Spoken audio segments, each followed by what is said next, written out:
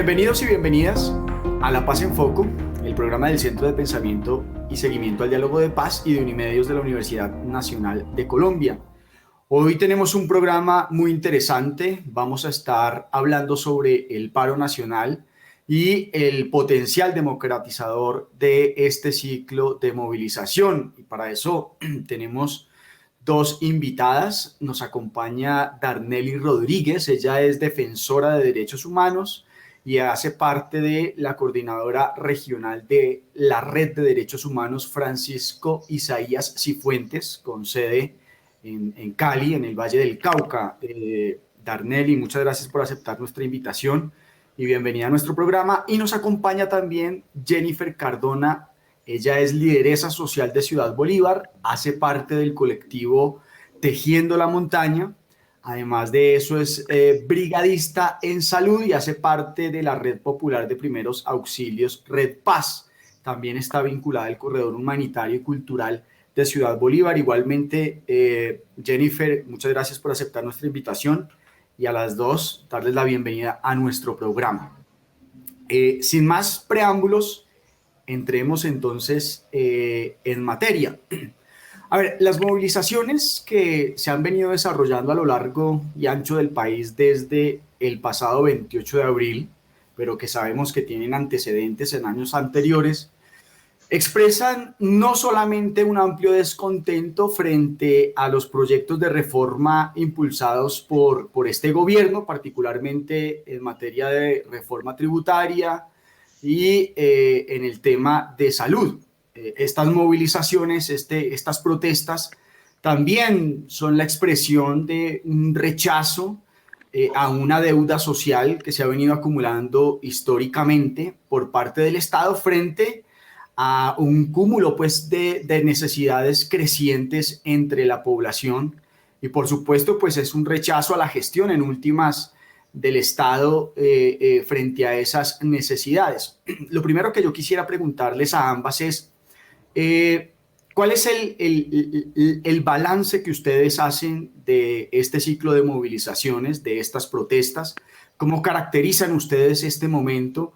¿Y cuáles son las exigencias más importantes de los diferentes sectores sociales que se han venido movilizando durante este tiempo? Podemos arrancar con Darnely.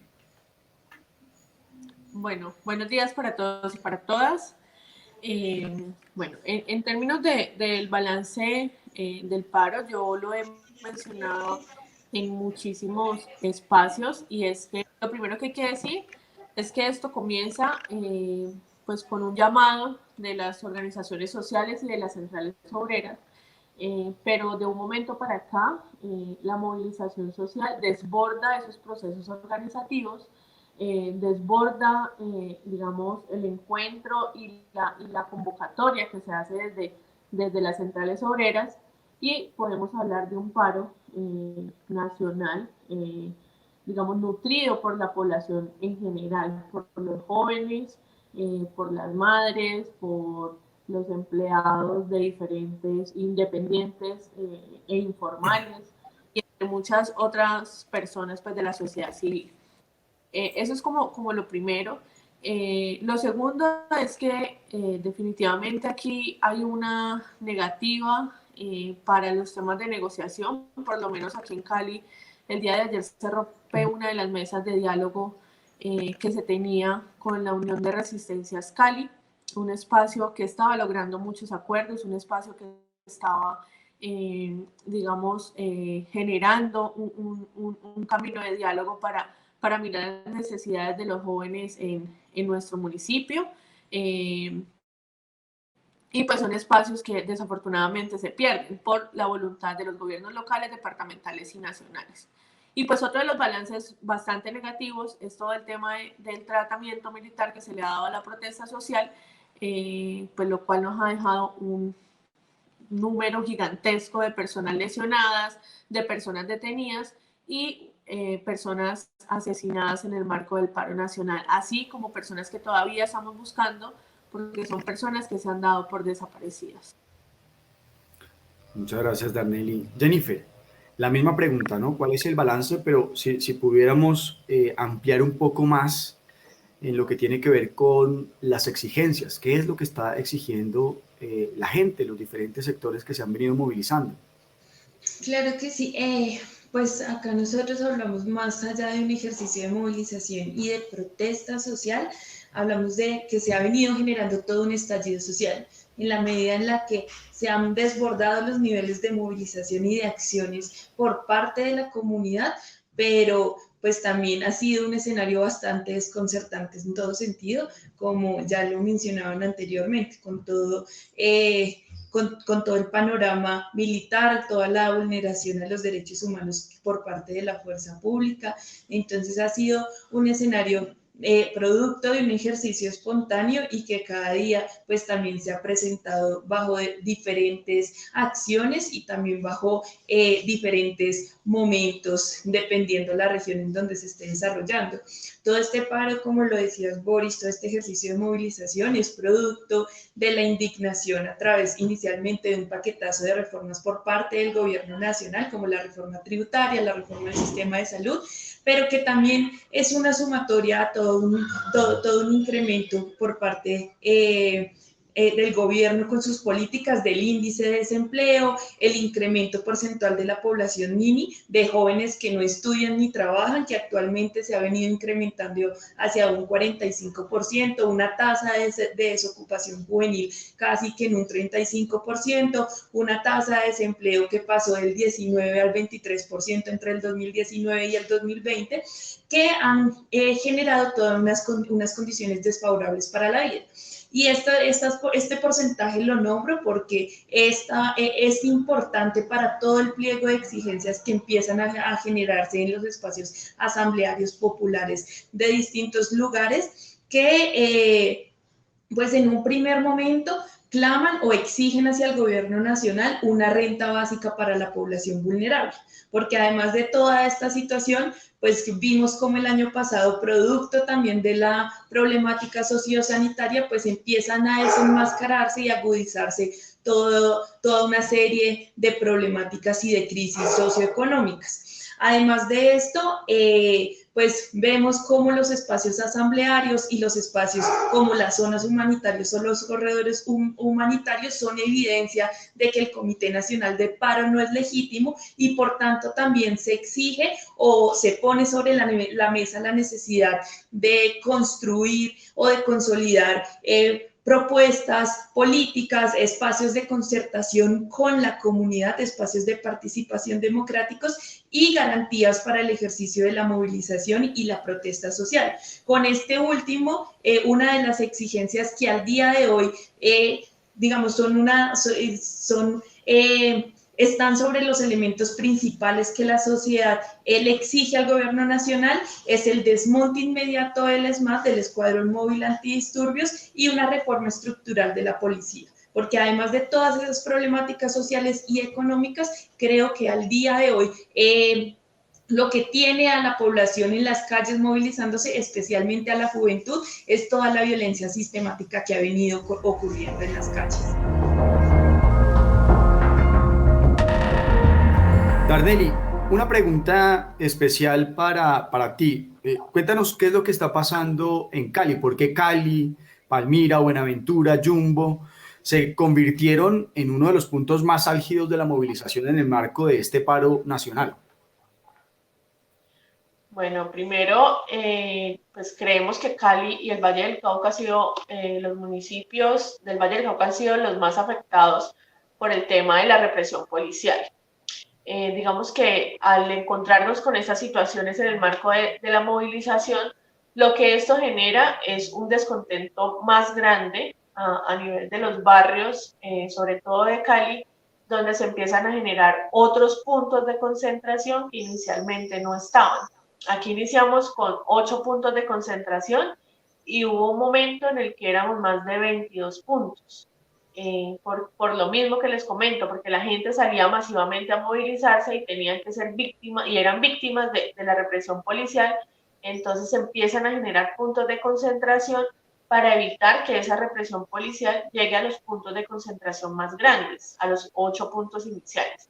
Y pues esto ha generado que la ciudad completa pues tenga, digamos, un bloqueo en todos los sentidos. Aquí no había transporte público, no había salidas a los otros puntos digamos, no había salidas de la ciudad, ni por el sur, ni por el norte, ni por la zona oriente. Y digamos que creemos que el Valle del Cauca ha tenido como esa fuerte represión policial, pero ese descontento general, porque estamos cerca al puerto de Buenaventura, ¿sí? Es una de las zonas económicas pues, más importantes de Colombia, y esto pues genera una grave afectación a la economía, a lo que aquí se le ha denominado, y cuando tú hablas con los jóvenes que están en los puntos de concentración, es que el bloqueo a la economía hacía parte como de los procesos de movilización para que pudieran ser escuchados por parte del gobierno nacional. Y digamos que esto pasa en todo el corredor del norte del Valle del Cauca, Buga, Tuluá, donde también hubieron fuertes enfrentamientos con la fuerza pública. El último fue antes de ayer, y Yumbo, que es una zona industrial, en la zona industrial del Valle del Cauca, es el municipio de Yumbo, y eso también pues tiene una fuerte repercusión en temas económicos para el país. Entonces creemos que todos estos puntos, Buenaventura, Cali como capital, digamos del suroccidente se puede decir, pues son los focos de concentraciones más grandes, y como hacen una afectación a la economía, pues tienen adicionalmente una fuerte represión policial, lo cual desencadena, como les decía inicialmente, que las concentraciones y las manifestaciones sociales se multipliquen. Muy bien. Jennifer, diferentes organizaciones no gubernamentales y algunos congresistas de la República han venido haciéndole seguimiento a la manera como el Estado ha respondido a estas movilizaciones, y una de las características pues es la respuesta altamente autoritaria y represiva, ¿sí? Las cifras, bueno, son preocupantes, son alarmantes, el país las conoce, pero más allá de las cifras, Jennifer, ¿cuáles crees tú que son las afectaciones más importantes que se han producido sobre las personas que se han venido movilizando y que, digamos, en últimas han resultado afectadas por esta respuesta autoritaria y represiva? Y la pregunta te la hago para que la respondas desde el punto de vista de una persona que hace parte de una brigada de salud y que en un momento determinado tiene que atender o acompañar estas manifestaciones. Entonces, ¿cuáles son esas afectaciones y cuáles son los retos que particularmente han tenido que sortear las misiones médicas en el desarrollo de su labor en el marco de este paro? Sí, nosotros hemos identificado un número importante de personas agredidas, tanto físicas como verbalmente, por el uso, como tú ya lo decías, desproporcionado de la fuerza pública. Hemos encontrado diferentes lesiones producto del impacto de proyectil lacrimógeno en diferentes partes del cuerpo, como principalmente en tórax, lesiones cráneoencefálicas, lesiones oculares, además de todas las afectaciones respiratorias o intoxicaciones por gases lacrimógenos. También parte de estas afectaciones han sido ocasionadas no solo por los proyectiles lacrimógenos, sino también por aturdidoras, por golpe cuerpo a cuerpo por parte de la fuerza pública o por el uso de bolillos o diferentes implementos por los cuales son dotados estos actores. Hemos tenido también lesiones producto de recalzadas, que creo que son uno de los elementos que causa mayor afectación en la integridad de los tejidos que son lesionados o afectados. Hemos encontrado un número considerable de personas afectadas producto de balines o de balas de gomas que son incrustados con puntillas o con diferentes elementos cortapunzantes, entre otras afectaciones. Principalmente esas han sido como las lesiones que nosotros y nosotras hemos tenido que atender, más innumerables agresiones que también se han visto en el marco de esta protesta social. Asimismo, además de ser uno de los principales retos de la misión médica, el de salvaguardar y de proteger la vida ante esta represión desmedida por parte de la fuerza pública, también hemos tenido que pues defender a las personas voluntarias y voluntarios que hacen parte de estas brigadas en salud, porque hemos también sido víctimas de agresiones físicas y verbales por parte de la fuerza pública, hemos sido víctimas incluso de forma directa del accionar con el uso de arma de fuego, también de hostigamientos, amenazas, señalamiento por parte de las instituciones, tanto del orden local, distrital, como del orden nacional, cuando, digamos, han salido en diferentes medios o en diferentes espacios de interlocución a decir que la presencia de la misión médica en los escenarios de confrontación lo que está haciendo es promoviendo este tipo de acciones o de dinámicas, que nosotros y nosotras somos quienes en últimas impulsamos y promovemos a las y a los manifestantes para que generen acciones de confrontación y de violencia contra la fuerza pública. Entonces, desde un momento en el que el nivel de movilización social aumentó, las brigadas o las misiones médicas nos volvimos objetivo militar y desde entonces se nos ha perseguido, se nos ha hostigado, y no solo este tipo de agresiones las hemos visto por parte de la fuerza pública, sino que también lo hemos visto por parte de actores paraestatales y paramilitares. Al día de hoy, uno de los principales retos como misión humanitaria y misión médica es, además de salvaguardar la vida, como ya lo he venido manifestando, es poder mantener y profundizar una campaña que defienda y garantice las condiciones para que podamos desempeñar nuestro ejercicio en momentos o en situaciones en el que la población se encuentre en riesgo, y asimismo pues poder garantizar los derechos humanos y lo enmarcado en el derecho internacional de los derechos humanos para las y los voluntarios que se encuentran conformando estas brigadas de salud. Darnely, hay una narrativa que se ha venido construyendo desde el establecimiento y que viene siendo reforzada por los grandes medios de comunicación que caracterizan el paro como el producto, pues, de una indignación popular inicialmente, pero que rápidamente se ha venido como degradando y se ha venido, digamos, convirtiendo más que en una expresión democrática, en una respuesta o en un accionar mejor vandálico de la juventud colombiana. ¿Cómo crees tú, Darnely, que esta narrativa, que este discurso de los vándalos y de la violencia afecta no solamente las dinámicas del paro en términos de su capacidad de convocatoria, las jornadas de movilización, de bloqueo, en fin, sino en últimas el potencial democrático y transformador de este ciclo de protestas? ¿Crees que hay alguna afectación? ¿Crees, digamos, qué balance, qué análisis haces en relación con este discurso que se construye?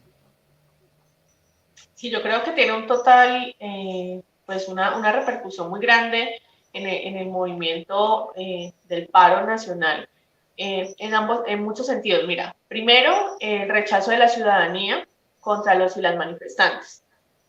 Como lo decía Jennifer ahorita, el tema de los grupos paraestatales y paramilitares ha sido muy evidente en muchas zonas, sobre todo en Cali, ¿sí? Donde personas de barrios, sobre todo de barrios con condiciones económicas o de estratos sociales más altos, han salido a rechazar muchos de los actos que se han venido haciendo en los diferentes puntos de concentración. Entonces, el rechazo de la ciudadanía es como lo primero que podemos evidenciar. Lo segundo es, digamos, eso genera que no haya una capacidad y una voluntad de diálogo con los y las manifestantes que todavía se encuentran en estos momentos en los escenarios de movilización. Pero también, digamos, que genera una total estigmatización, y no solamente a los y las manifestantes. Jennifer lo mencionaba muy bien, y hay que mencionar, por ejemplo, en el Valle del Cauca tenemos un chico de brigada de salud asesinado en el momento en que brinda pues su apoyo como brigadista de salud. Y digamos, esto genera no solamente, como decía, un rechazo a los y las manifestantes, sino una estigmatización a todo el movimiento del paro, pero también a las organizaciones de derechos humanos, también a las brigadas de salud, y también ha generado una estigmatización a quienes colaboran con todo lo que implica este paro. Es que este paro no es solamente los jóvenes de la primera línea, los jóvenes que están en Cali, digamos, en los puntos de concentración, durmiendo todos los días, sino que eso también se pasa a las señoras de los barrios que han salido a preparar los alimentos, a las señoras y señores de las unidades residenciales que salen a apoyar a los jóvenes cuando llega una represión del ESMAD. Entonces, claro, tiene una repercusión totalmente grande y esto nos ha generado, digamos, muchos inconvenientes con la población caleña, con la población vallecaupana, pero sobre todo con las autoridades gubernamentales que no se han querido asentar a solucionar cosas muy mínimas que tienen como exigencias, sobre todo los jóvenes en Cali. Jennifer, otra de las narrativas que se construye y que intenta obviamente posicionarse con diferente tipo de estrategias es esta de que los bloqueos tienen parada la economía del país y que en últimas pues terminan perjudicando precisamente a los trabajadores, a los comerciantes y a la ciudadanía en general, ¿cierto? Eso es, digamos, la manera también como se plantea y cómo se caracteriza el paro, ¿no? Como un hecho que en últimas tiene bloqueada y paralizada la economía y las afectaciones que de ello derivan. ¿Qué análisis haces tú en relación con esta otra narrativa que se construye? En efecto, eso se maneja en el discurso institucional y gubernamental, pero pues como ya lo hemos visto, la economía nacional viene bloqueada desde tiempo atrás. Sí, no solo desde que empezó toda la crisis sociosanitaria el año pasado con todo el panorama del COVID, sino incluso es un acumulado que viene de políticas de gobiernos anteriores que simplemente no habían explotado como se hizo desde tiempo atrás, más o menos como desde el 2019 vemos como pues toda esta ola de problemáticas, toda esta ola a partir de una crisis estructural que tiene nuestro país, pues se desenmascara, se desborda del manejo institucional y sale a la luz pública, y es a partir en donde viene a incrementarse, como por ejemplo lo mencionaba al inicio, la tasa de desempleo, la tasa de personas que no estudian ni trabajan, toda un aumento de la informalidad laboral. Entonces, todo eso viene generándose desde hace mucho tiempo y que incluso empeoró, no solo con todas las afectaciones sociosanitarias del año pasado, sino que también hubo un incremento de todas estas problemáticas sociales, políticas y económicas producto de la no implementación del acuerdo de paz. Y por poder incrementar toda la violencia sistemática, poder hacer una apuesta o una estrategia de guerra en donde la mayor inversión la tienen las fuerzas militares y la fuerza pública. Pero Jennifer, permíteme una pequeña interrupción. Es claro que hay unos factores estructurales que explican el paro nacional, ¿cierto? Pero ¿cómo entienden ustedes el bloqueo? ¿Sí? ¿Qué significa? ¿Qué representa el bloqueo? ¿Qué papel juegan, por ejemplo, los corredores humanitarios? O sea, la situación es tan crítica como la muestran los grandes medios de que el paro definitivamente llevó a un colapso peor al país, o el bloqueo puede entenderse desde otra perspectiva. Insisto, ¿qué papel juegan estos, digamos, formas y mecanismos como los corredores humanitarios allí? Ok, el bloqueo es un símbolo de resistencia. El bloqueo para la gente es decir, como estamos aquí y de forma articulada, de forma conjunta nos estamos haciendo escuchar. De hecho, el bloqueo ha servido para pues hacer un traspaso de lo que se creía antes de que la gente de la clase popular decía es que no tenemos nada que perder. no tenemos absolutamente nada por lo cual tampoco disputarnos en la medida en la que no existe un proyecto de vida, pero a partir de estos ejercicios de bloqueo popular y de otras acciones de organización comunitaria y de organización social, la gente se dio cuenta que es necesario ahondar en ejercicios de articulación porque realmente se tienen las condiciones para poder avanzar hacia la constitución de un ejercicio de poder popular, de transformación desde la base que son las familias, son los sectores juveniles, la clase más vulnerada y más explotada de este país. Y más allá del ejercicio de bloqueo y de movilización, la gente ha empezado a entender que necesita empezar a buscar otro tipo de estrategias, no solo para salir y bloquear las calles y ya, y decir como aquí estamos y estamos haciéndonos escuchar y haciéndonos sentir, sino es necesario generar otras estrategias, como ya lo decía, de organización comunitaria. Entonces, es allí a partir de estas acciones que empiezan a generarse rutas como las asambleas populares, los corredores humanitarios, que acá hubo un primer espacio en Bogotá, en el portal Resistencia, o antes llamado Portal Américas, en donde empezaron este tipo de acciones, se despliega un pliego de exigencias y a partir de esta primera experiencia, pues ya empieza a replicarse en diferentes localidades o nichos territoriales de Bogotá. Entonces empiezan a instalar los corredores humanitarios como un ejercicio no solo para poder articular los escenarios de movilización y las diferentes propuestas que existen, sino como también un escenario que permite resguardar la vida ante esa violencia desmedida por parte del gobierno nacional. Entonces, tanto los bloqueos como estos escenarios de corredores humanitarios se han convertido en un símbolo en la medida en la que desde allí se ha venido avanzando en una serie de transformaciones sociales y culturales, especialmente para las clases populares que creían que no tenían nada que perder, que ahora han demostrado que son la base para generar, si se quiere, un cambio y una transformación a lo que podría ser un nuevo escenario o un ejercicio hacia la nueva Colombia. Entonces, esos escenarios crean pánico a nivel gubernamental, porque más allá de generar un bloqueo, un colapso económico, que no es tan así, porque además la pandemia nos demostró que se pueden generar avances económicos y desarrollos sociales a través de la virtualidad, son muestra de que la gente se puede organizar, se puede articular y puede generar presión hacia el gobierno para que responda ante las múltiples necesidades. Muy bien. Darnelly, para ir cerrando, ¿hacia dónde va este ciclo de protestas? ¿Hacia dónde va el paro? ¿Esto se resuelve en las elecciones del 2022? ¿Tiene otros canales, tiene otras rutas a partir de las cuales es posible encontrar soluciones? ¿Qué va a pasar con la negociación, ¿no? Hay una presión también importante y la pelota va y viene y se plantea que es importante, que es urgente sentarse a negociar y levantar el paro cuanto antes. Y hay quienes dicen que es el gobierno el que no tiene voluntad, el gobierno dice que no, que es el comité de paro.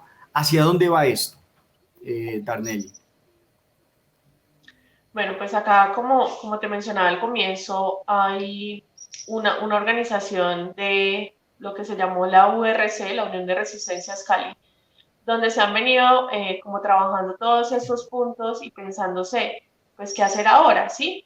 ¿Qué hacer ahora cuando lo que mencionábamos de un descontento también de la ciudadanía frente a varios puntos, frente a los puntos de bloqueo, frente a algunos escenarios que digamos han sido complejos de manejar, pero digamos que hasta el momento creo que no hay como una claridad y no hay como algo escrito sobre piedra de qué va a pasar con el paro, ¿sí? Eso es algo que día a día pues se va mirando, se va analizando, pero sí algo que es cierto, y yo creo que no solamente pasa en Cali ni en el Valle del Cauca, y es que muchos de los sectores que están movilizados pues no se reconocen dentro de esa mesa nacional de diálogo con el gobierno, ¿sí? No se reconocen dentro de ese comité de paro, sino que han tratado de generar esos espacios de negociación a nivel municipal y a nivel departamental, como te mencionaba, pero tampoco han dado frutos. Entonces yo creo que, digamos, el paro no se va a acabar con el tema de las elecciones que va a ir pronto, pero tampoco, digamos, ha tenido, como lo decía, ese horizonte claro, ¿sí? Hay muchas solicitudes, hay muchas exigencias, hay muchas peticiones, hay muchos descontentos que hay que empezarlos a trabajar, tanto a nivel, como lo decía, a nivel local como a nivel departamental. Pero entendiendo eso, entendiendo que ese espacio de diálogo nacional pues no ha recogido, y es lo que uno escucha en las calles y en los puntos de concentración, pues no ha recogido todas esas necesidades, ¿sí? Y que digamos, al dejar por fuera, yo lo diría así, me atrevo a mencionarlo así, al dejar por fuera a los jóvenes que sí están en la calle, que sí están en los procesos de movilización, pues es bastante complicado, ¿sí? Porque esto ha generado esas disputas y esos inconvenientes entre ese sector de jóvenes que no hacen parte de ese espacio del comando de paro, pero también de los procesos que sí lo hacemos y que sí sabemos que en gran medida se están recogiendo esas inquietudes, esas exigencias y esos pliegos de peticiones de los puntos de concentración. Para finalizar contigo, Jennifer, la misma pregunta. ¿Hacia dónde apunta todo esto? ¿Cuáles son las perspectivas? ¿Qué análisis haces tú al respecto? Sí, más allá de los pliegos de exigencia que se han venido elaborando de diferente orden territorial, se están avanzando en la consolidación y en la dinamización de agendas programáticas para pues, poder desarrollar toda una perspectiva y proyecto de vida comunitario y colectivo. Es decir, todo este escenario no solo es un escenario que le exige al gobierno nacional que se replantee las políticas que está configurando, sino que está ayudando a elevar los niveles de organización comunitaria para generar unas mejoras en las condiciones de vida y esto hace en últimas que pueda desempeñarse en algún momento o pueda implementarse algunos elementos producto de los acuerdos de paz, ¿sí? Que hoy vemos cómo se desboronan, pero que han servido de interfaz o de sumatoria a todo este ejercicio de construcción en las localidades que se ha venido generando. Porque si bien hay una presión hacia los gobiernos para que se repiensen unos cambios estructurales, también en el orden territorial, pues las comunidades se han dado cuenta que en ese ejercicio de construcción de poder popular también pueden generar sus propias guardias comunitarias, sus propios escenarios de participación y de toma de decisiones y de implementación de diferentes estrategias sociales alternativas a las que a nivel institucional se nos vienen desarrollando. Si bien el escenario electoral que se viene para el 2022 es bastante importante y configura una serie de escenarios que pueden posibilitar unos cambios, creo que todo este desarrollo del paro va más allá del tema electoral. Además, porque pues todavía tenemos un sistema electoral que es profundamente corrupto, que es profundamente viciado y tergiversado por quienes constituyen el poder al día de hoy. Entonces, es a partir de esa construcción popular, de esos elementos alternativos que se pueden resignificar y generar todos unos cambios, incluso para generar toda una lucha de clases y una disputa hacia esos nuevos escenarios, no solo electorales, sino institucionales y de poder que se están constituyendo desde escenarios de base. Bueno, lamentablemente el tiempo se nos acabó y como decía Darnelly, pues esta es una coyuntura que todavía está en desarrollo, no hay todavía, no es posible hacer análisis del todo concluyentes, por eso seguramente vamos a tener más espacios como este aquí en La Paz en Foco, pero por hoy hemos terminado. Queremos agradecerle a Jennifer y a Darnelly su participación en el capítulo del día de hoy y a nuestra teleaudiencia les esperamos en el próximo capítulo de La Paz en Foco.